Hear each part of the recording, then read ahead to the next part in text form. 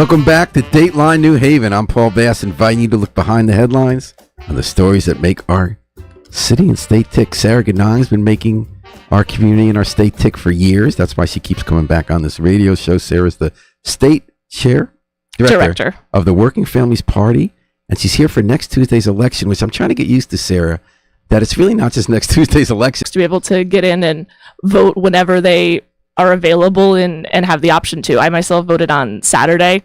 Just went down to City Hall in Hartford where I live, and it was quick and easy. Quick and easy, because I went to New Haven, and I went back every hour to see if the line was going to shorten, and it never did. So a colleague and I just stood for an hour, and we voted. I wondered if it would be less on Election Day because you have 33 polling places rather than one, or I just remember people love voting on this president's election, so they wait a long time. Yes, exactly, yeah. And I think communities where there's maybe more transition, more students coming in and out, there's a lot of people who need to re-register where they live right now, so that could account for some of it as well. But yeah, we're seeing across the state generally not many issues. Lots of folks are enjoying it and doing it. There was a block party in Hartford, so kind of making Murphy, right? Yes, making voting a little bit of a celebration as well, which it really should be. It's making decisions about our future. City Hall celebratory. Oh, that's great. At least until the results come in. So next, give me the pitch. Row C is the Working Families Party. So we have 84 folks on our ballot line.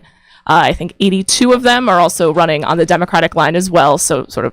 So it's not that you do only Democrats, but you do almost only Democrats, but you pick the ones who support your issues. Yes, exactly. So you use that as a lever. Like if you'll come out for universal health care, if you'll come out for affordable housing plan, like if you're going to support more money for childcare, then you'll earn our endorsement. You'll get that extra line. Exactly. And this year, I think folks can particularly know that a vote on the WFP line is a vote for universal paid sick days. That was a huge issue that we've been working on.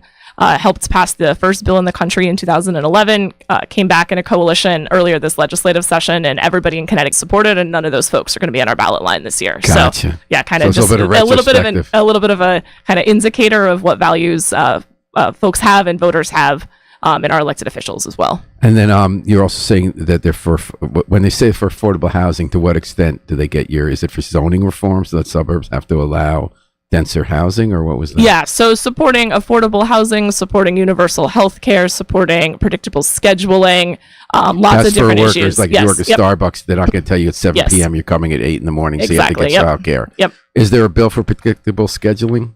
Yes, there'll be a bill coming up for that again next year as well. And that reflects your focus on labor and alliance with unions. Mm-hmm. What would be, so specifically on affordable housing, what are you saying that conservative organizations in particular, just really using that as a kind of way to divide suburbs from cities, divide our communities. But are we specifically talking about zoning reform? Because that tends to be, I thought, the nub. Yes, that's definitely one of the issues. Yeah, we've talked about rent control, making sure that folks are able to stay, right? I think we talk about affordable housing, and it's really easy to forget that we're also talking about maybe young couples, young families who are like renting right here in New Haven, and the rent is too high. So making sure there's a lot of ways that people can. Do you want to see statewide rent control enacted? Yeah. And what about rent unions? Tenant unions? Yes, we've partnered with the tenant union movement that's really been growing exponentially here in the state, and they're doing a lot of awesome work. He came back to town, and he said, what's happened politically? I said, would you agree that might be the most interesting political development in New Haven over the last couple of years, is this rise of tenant unions? Yes, I think so in the state, yeah. And we found people face and bringing folks together and organizing around those issues shouldn't and does not only happen in the workplace. So yeah, I think the tenant unionization movement Were there is any really other exciting. bottom line issues when you considered your candidates who wanted the endorsement? The only litmus test this year was paid sick days in 2024, and saying that either folks voted for or against it, or would have voted for retrospect. Yes, or would vote for or against it in the future.